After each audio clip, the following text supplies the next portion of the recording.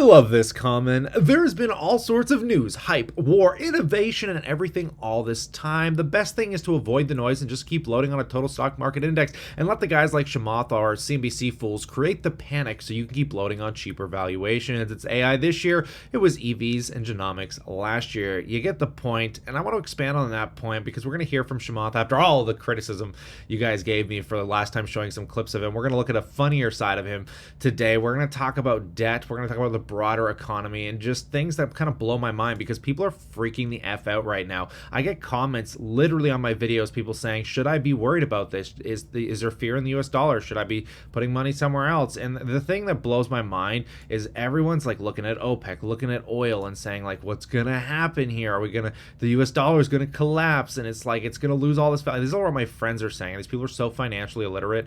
It's kind of hilarious because the US dollar is holding its literal 20-year high. The last time the US dollar was this high was back in like 2002. And it's not collapsing. I mean, hell, oil went to negative numbers for the first time in my lifetime back in the pandemic. And did the dollar collapse? No, it still held this 20-year high basically. The dollar doesn't seem to be trading on oil, does it? So who cares what OPEC does? Who cares what these global economies are doing? It's all based on tech. I mean, look at companies like Apple, damn it. They hired these foreign countries like China to build the tech so they can sell it for 20 times, 100 times the value around the world to bring all that money back to the US. The US dollar is not trading on oil. It's not going anywhere, guys. Calm the F down. And speaking on that, talking about tech, this is the funniest video I've seen thus far from Chamath. I guess, you know, we all kind of do it. When you're making videos every day, you just say shit that doesn't make sense all of a sudden. This is one of those times. We are in a really unique moment to observe something that may sound controversial or hurt people's feelings that like these companies. But I think we're now well past peak big tech.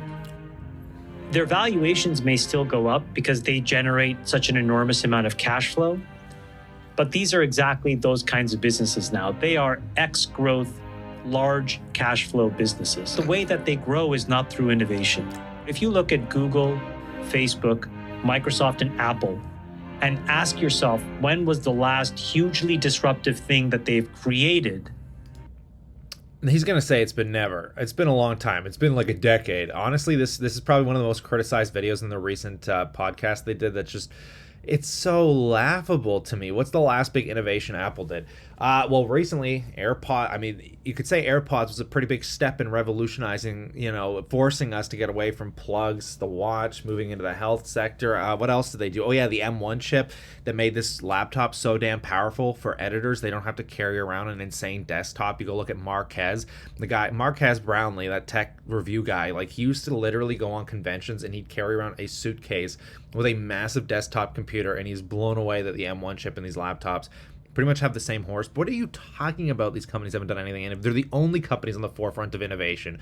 Google's pretty much one of the leaders in self-driving and like quantum computing.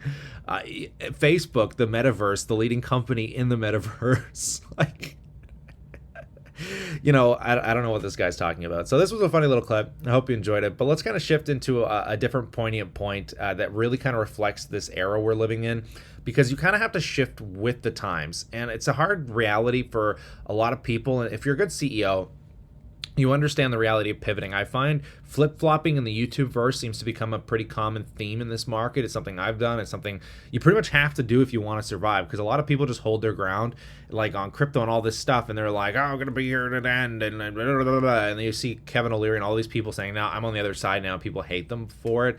But the reality is it's not like it was a year ago. That's the problem. So if you're not willing to change with it, you got to be prepared to lose crap ton of money. And it's not something I'm prepared to do. So I changed my opinion when the news flow changed, something I'm pretty good at, which is why I made so much damn money. And I find it funny when it comes to interest rates specifically, because when it comes to interest rates, it really is changing the idea of borrowing money to buy real estate. It's really changing the idea of borrowing money to buy cars because you think you can leverage up by putting that money somewhere else and making a higher return. I mean, take a listen to this little clip that I found from the Iced Coffee Hour with Ben Mallah, the multi-$100 million real estate investor. What do you think right now about Dave Ramsey's approach? I recently had him on the channel. Isn't he a chef?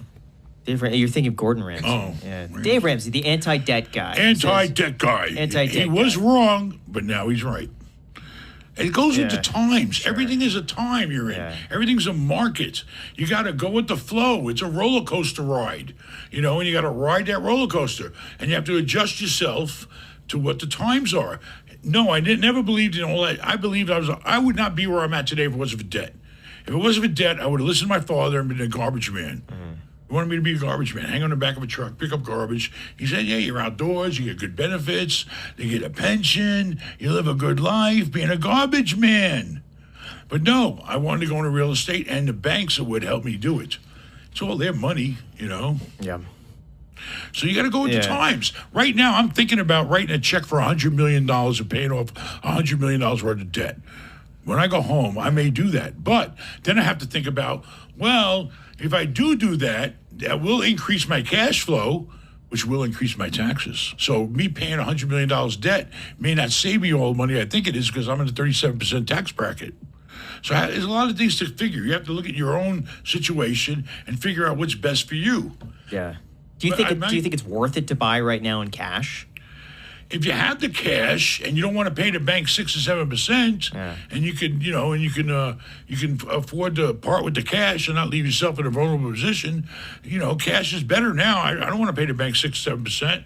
So this is the dilemma that I've been having lately, because I'm looking at like perhaps purchasing a house in the next year, and you're kind of coming down to this conclusion that you don't want any debt on the house, because your rate of return on that house and that debt is non-existent, because the money you're leveraging from the bank, not using your own capital, isn't going to get a higher return somewhere else, because the average market rate of return might be between 8 and 10%. And if you're borrowing that money at, say, 5 or 6%, you're really only squeezing out a few percentage points if the market does go up, which is no guarantee it goes up, right? And this is what's really funny about what he's saying. It's like everyone hated Dave Ramsey for the longest time. They're like, oh, he doesn't know what he's talking about. Leveraging debt is great. All this stuff. When interest rates are zero, as Ben Malla mentioned, it's an incredible thing to do. But as interest rates peak up, I listen to everyone explain this to me, like, oh, you should buy a car on debt. You should buy anything that you're going to need on debt, because that money's going to have a higher rate of return doing something else. But then this moment happens where people like Ben Malla were using variable rate loans on cars, on real estate, and now all of a sudden their payments are so damn high,